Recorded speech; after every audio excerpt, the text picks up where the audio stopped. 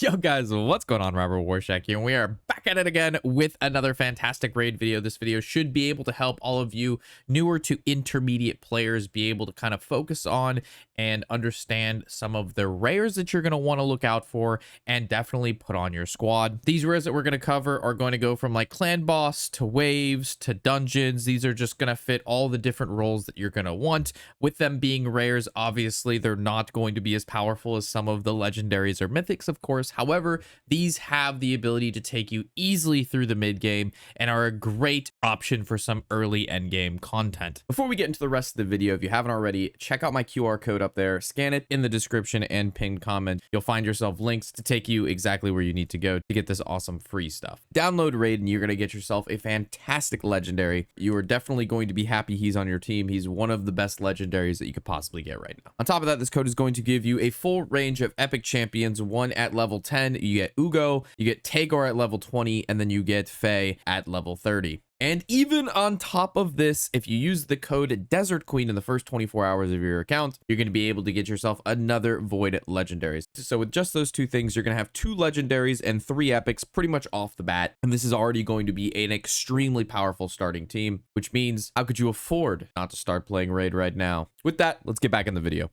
So the first rare we're going to take a look at is going to be a juicy Void champion called Coldheart. She has a fantastic kit, and I was honestly very surprised by what her damage output was when she was only level 50 for me. So if you haven't already seen, we're on Hell Hades. This is a fantastic resource for you guys to definitely take advantage of. If you haven't already, you're going to be able to find a plethora. Is where I get most of my information on champions. Granted, it takes a long time to go through it all, and you're watching me because you don't want to read, and that's of course fantastic as well. I'm glad you're here. I will do all the reading for you. So just taking a look at a quick overview of Coldheart, she's quite good at Spider, Fire Knight. We have hard mode. She's 5 stars at both Spider and Fire Knight, and this is going to, oh my gosh, in the Doom Tower, she's 5-star against Scarab King. He's super annoying. Also, let's keep a note that these champions are also very good at faction wars. All of these rares are going to be fantastic on your team for faction wars. So there's always a brief summary of them up here, but more importantly, let's take a look at her abilities and why she stands out as being one of the best legendaries that you can pick up. Her A1 is going to be attack 4 times at random. Each hit has a 25% chance of placing 100% heal reduction debuff for 2 turns. When you skill it, it just increases the buff chance. And obviously with A1, skill reduction doesn't really matter, so just the buff debuff chance and the damage going up makes sense. We have the Art of Pain as her A2 on a 4-turn cooldown, attacks all enemies, has 30% chance of placing a 50% decreased accuracy debuff for 1 turn, and then places a 5% poison debuff for 2 turns if the target is under a heal reduction buff, which would be her A1. We have a level 4 going down to a -1 cooldown, and then we have Heartseeker, her big ability, her A3, attacks 1 enemy, decreases the target's turn meter by 100%, and has an extra 30% of inflicting a critical hit. Damage increases according to the enemy's max HP, so this is a huge, just big chunk. We love that. And then with the level 4, it's going to go down -1 on the turn, so we can bring that down to 4. We have Art of Pain going down to 3, and then of course Flurry of Arrows is just her A1. So very powerful kit. We've got some heal reduction, which is massive on some bosses. We have a massive chunk of damage on her Heartseeker. This is definitely a good keep, and I undervalued my Coldheart a lot. Tony, my editor, was like, hey man, I don't think you know this or not, but Coldheart's kind of good. He was like, I was hitting 170 Ks, and I was like, you said what? All right, so moving on over to Apothecary. I myself have not been able to pick up one of these yet, but looking at his kit, it is quite powerful and what he is good at. So just taking a quick look. Solid at Demon Lord, solid at Spider, solid at Fire Knight, solid at Dragon, solid at Ice Golem. This man is just solid. We got solid at Scarab King, and on hard mode, he kind of falls off a little bit, but that's okay. I've been playing 2 months, haven't even got into hard mode myself. Just having some nice, well-rounded rares, especially rares, very easy to get. I wouldn't say very easy, but easier to get than definitely epics and legendaries. Rares aren't too terrible. You can get them out of your ancients. You can get them out of your green shards, which are big. So taking a look at how his abilities and why he is so powerful, we have increases ally defense in dungeons by 21%. This isn't necessarily a great aura, but it is a aura at that if you need one. We have his A1, it attacks 3 times at random. not really that impressive, but I believe it's his A2 and A3 that's going to make you very impressed. We have a heals the target by 35% of its HP, and the heal can be a critical. And then at level 4 booked, we have a -1 cooldown, putting it at every 2 turns you can heal. Quite nice. And then we have the boon of speed. So speed, most important stat in raid, as I'm sure you know this. Speed gear is insane. Speed boots are good. Buffs that make you go faster, kill stuff faster, good. So we have a places a 30% speed buff on allies for 2 turns, and then fills the turn meter of all allies by 15%, and then double book at -1 cooldown, putting this at a 3-turn speed buff for 2 turns, allowing you to keep this up most of the time. So this is very, very impressive coming from our boy Apothecary, and that's why he makes for a fantastic rare to fit into your team. So taking a look at the Bellower, we have a juicy support champion here as well. However, he doesn't necessarily play like support, because the reason that this guy is so good is his power against all of the dungeon bosses, being Spider, in my opinion, the most impressive, and then of course Fire Knight, Dragon, and Ice Golem. So taking a look at his abilities, and what I think makes him the most impressive is every single ability has attacks all enemies. Having this built into a kit, especially when doing Spider 10 is going to be most players' wonderful grind in the early stages of the game. It's been bugged for a while now, so it's actually an 80% chance to drop the 5-star and a 20% chance to drop the 4-star, and that just makes it really good for farming for not only, again, just gear, but also money, because a lot of the accessories sell for big cash. So attacks all enemies, 20% chance of placing a block active buff skill, very, very good. We have attacks all enemies again on his A2, has a 50% chance of placing a decreased speed debuff for 2 turns with a level 4 book on a -1 cooldown, putting it at 3 turns. And then we have his Boil Over, which is a 5-turn attacks all enemies, has a 75% chance of placing a decreased attack debuff for 2 turns, and a 75% chance of placing decreased defense for 2 turns, which is huge, at a level 4 -1 cooldown. So it is on a 4-turn cooldown. So very, very, very good here. Minus speed, minus attack, minus defense, and all of his abilities attack all enemies, making it so any of those pesky waves and pesky bosses that just have a bunch of adds next to it, this guy's going to be able to take out very, very nicely. So taking a look at Coffin Smasher, this is going to be a great damage dealer and a debuff applier on Clan Boss. So let's scroll down here and see where he goes. So Clan Boss being the Demon Lord, where he is 4 stars along with Fire Knight and Ice Golem. On Doom Tower, he's also 4.5 at Frost Spider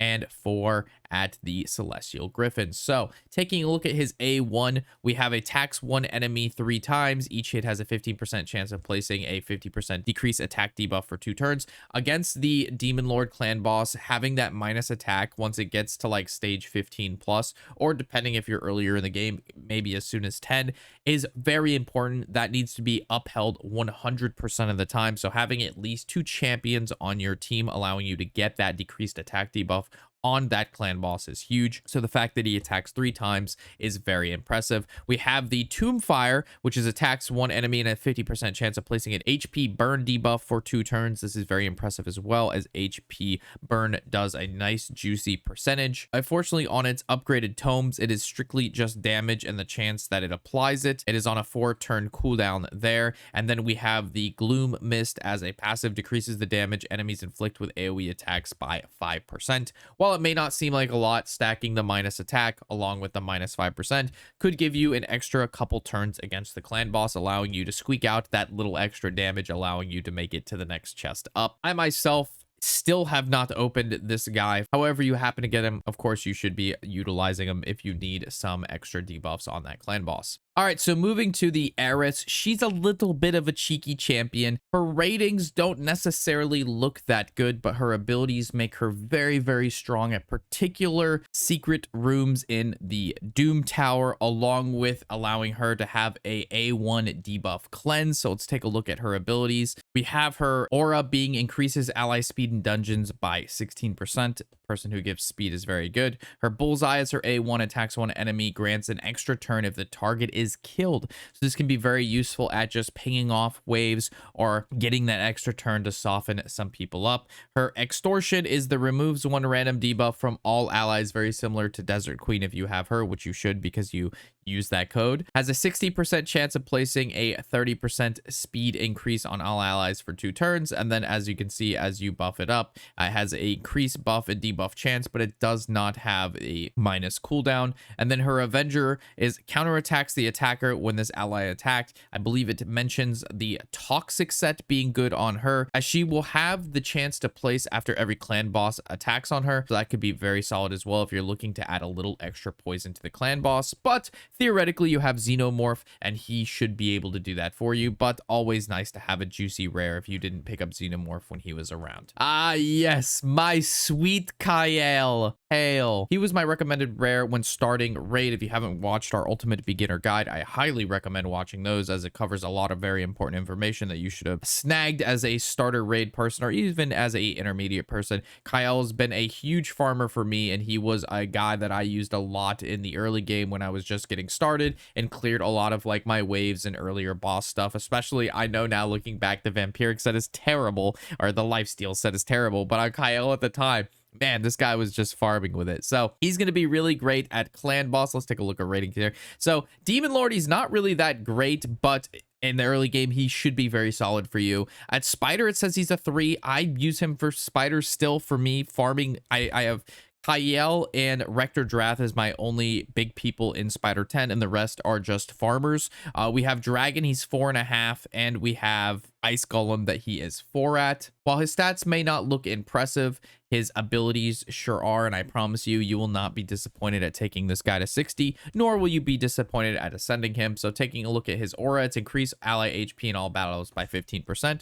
This is pretty bad. I wouldn't recommend that ever unless it's the only one on your team. We have the Dark Bolt that attacks one enemy, an 80% chance of placing a 2.5 poison debuff for 2 turns. This is the lower poison, not the big juicy poison that your Xenomorph should be putting on. And then as you increase this, it increases the damage and debuff chance. We have the Acid Rain, which is what makes him, in my opinion, very fantastic at Spider. This is an attack all enemies, has a extra 15% chance of inflicting a critical hit.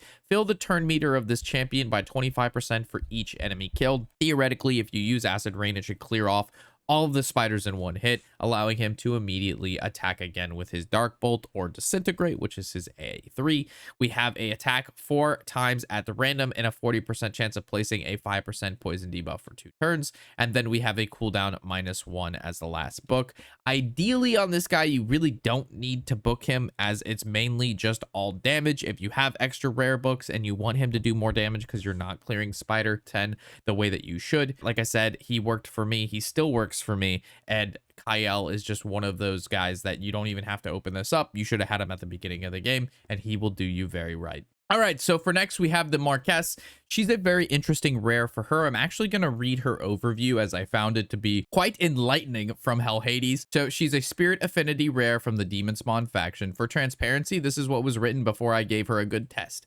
She really doesn't excel at anything in particular, but she's shiny and spiky, which who doesn't like a shiny, spiky demon woman in your life? Now that my view has changed, she's an insane high damage rare with her kit based around defense, meaning her damage also doubles as good survivability. Well worth pairing with a Doom Screech or a Sapphire to get a turn meter boost and increase her defense buffs. She is one of the highest damage AoE champions in the game if set up the right way. Worth watching a guide before making decisions. Also easy to boost her faction guardians with farmable rares. So taking a look at her abilities and her aura, we have increased ally defense in faction wars by 15%.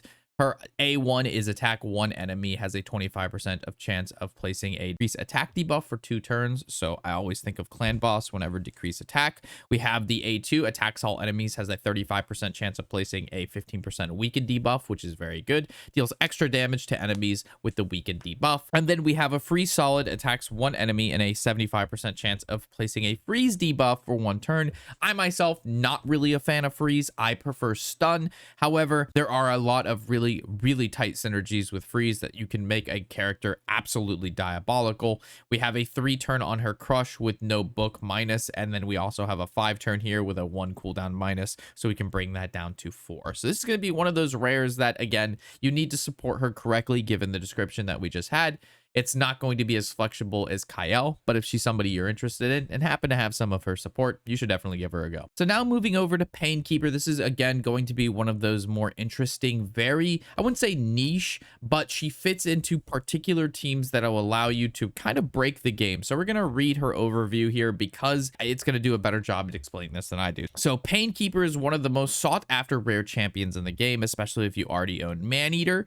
Painkeeper, when paired with Maneater, forms a team known as the Budget Unkillable, which is one of the easiest teams to achieve the final chest and Nightmare and Ultra Nightmare clan boss. So getting to know Ultra Nightmare clan boss should be probably one of your first goals and just like general things that your account should be working towards, because of the fact that the rewards are very, very good. That's where you get your skill tomes. That's where you get sacred shards and void shards and brews and great gear. And you can do this every single day. So finding her alongside this Maneater will literally change your account. She's also used in an unkillable team for the Iron Twin Fortress, which is again a very important part of the game, which is going to allow you to awaken your champions. However, you'll need 3 copies of her to make it work. Outside these teams, Painkeeper still provides valuable healing and can reduce the cooldowns of your team skills by 1 turn. This can be highly effective versus variations of Emic. Taunt teams and Hydra, don't know what that means, but I do know what Hydra means, and I don't like that guy. Although this team is a budget-friendly solution, it also requires multiple copies of the champion and should be paired with options such as the Inquisitor Shamel to avoid being feared. So this is one of those times where if you get a bunch of the Painkeeper, Iron Twins is fantastic. If you happen to hit a Maneater, you're going to have an unkillable team for clan boss and be able to kind of juice out those really, really tough stages later. And then once you finally bump up your team and you don't need that unkillable strategy anymore, you can rotate out of her. But she's just one of those champions that when paired with Maneater, me and Tony and my editor have been talking about that a while now. I've got Painkeeper, but I do not have Maneater. None of us do. So if you happen to open a Maneater, keep that guy, get yourself a Painkeeper, and all of a sudden you're going to be doing better than us by far. And then just taking a look at her ratings, she's again 5 Demon Lord because of the combo. We have Spider that she's well off at, Dragon, Ice Golem, Iron Twins. She's okay at a couple other things. Again, just a very juiced, rare, very fantastic, much wow, very keeper, because you should keep her. All right, moving on over to some Frozen Banshee. If you have a Xenomorph on your team or Kyle, she's going to pair very, very nicely with those, particularly because of her abilities and her poison sensitivity. She is going to be very good at the Demon Lord and Dragon, as those are some very tanky bosses that you're just going to want to chunk down quickly or as much as you can before you inevitably lose, like the clan boss. So taking a look at her skills, we have her aura being increases ally accuracy in all battles by 35. Your Desert Queen should be able to do this, the legendary one that you got for free through using the code. We have her A1 of Death Caress, attack one enemy 2 times. Each hit has an 80% chance of placing a 5% poison debuff for 2 turns if the target is under a poison sensitivity debuff. So just moving right down to her A3, which is attacks one enemy, places a 25% chance poison sensitivity, but debuff for 2 turns. So she's going to be able to apply the poison sensitivity. If you book her, she gets -1/-1, putting this down to 3 turns, meaning you're basically going to be able to keep it up most of the time. And then we have her A2, attacks one enemy, fills the turn meter of all allies by 2% for each debuff on the target. If you're doing clan boss or any sort of guy like that, they should have at least, I want to say 7 to ideally 10 debuffs on them, meaning you're going to be able to increase the turn meter of all of your guys by at least 20, I would say 15 to 20%. And then you have a -1 cooldown if she is booked. So she takes advantage of applying poison, adding poison sensitivity, and allowing your other guys to attack faster and deal more damage, which is exactly what you want if you're running a poison-based team. Dealing as much damage to the clan boss is essential, and we like that. All right, and now moving over to our last rare that's going to allow support for a lot of these combos and a lot of these champions with longer ability cooldowns, the Renegade. So if we scroll down, she is good at Spider, Fire Knight, Dragon, Ice Golem. She's good at some hard modes, and she is solid again in Faction Ward with being okay at the Doom Tower. So what makes her so good and the standout is her A3, and that's going to be decreases the cooldown of all ally skills by 2 turns. This skill does not affect champions or other champions with this skill. This champion will receive damage equal to 30% of their max HP. This will happen even if it kills this champion. This skill's cooldown cannot be reduced or reset. So after you book her, this brings this -2, putting it at 5, but she does -2. So that's very, very, very impressive. Her A1 is going to be a attack one enemy, has a 25% chance of placing a 100% heal reduction debuff for 1 turn. And then her A2 is going to be attacks at random 3 times, has a 50% chance of placing a decreased speed debuff for 2 turns, and places a 25 decrease accuracy debuff for 2 turns if the target has any active buffs. Most of the time things do. And then again, this is just booking her makes it do more damage and have a higher buff slash debuff chance on both her A1 and A2. But again, you're using her for the sacrificial ritual to be able to juice up some of your other guys' abilities so they can use them quicker. So her quick little overview, she's a void affinity for the Knights Revenant. She's best known for endgame speed farming with her ability on her A3, which reduces the cooldown of all of your team skills by 2 turns. When paired with big hitters such as the Royal Guard of Coldheart, which we covered first, she can reduce the cooldown of their max enemy HP abilities and allow them to nuke faster. So if you're doing like twins, you do Coldheart, huge HP chunk, and you're killing the boss twice as fast. This leads to her best place in raid being dungeons. She can speed up times in Spider, Dragons, Ice Golem, and Fire Knight, but it takes the right team setup because you need the person that she's going to want to decrease and them actually be well geared and can do the chunkage that she wants them to do. So with that, that's going to wrap up our 10 rares that are going to change your account if you use them correctly. Rares, again, not too bad to get and not too bad to take advantage of. So make sure that if you're getting these, don't overlook them if your account is in the earlier stages or intermediate stages like mine is. I've definitely did not take advantage of some of these rares, or I thought rares were not as good as they could be. Rares will change team comps completely depending on the boss, which if you're a new player, you may not have realized yet, and I would have loved to know this ahead of time. So with that, hopefully this helps you, and if I missed anything, feel free to leave that in the comment section below. As always, I'm Robert Warshack, and happy whatever the hell day it is.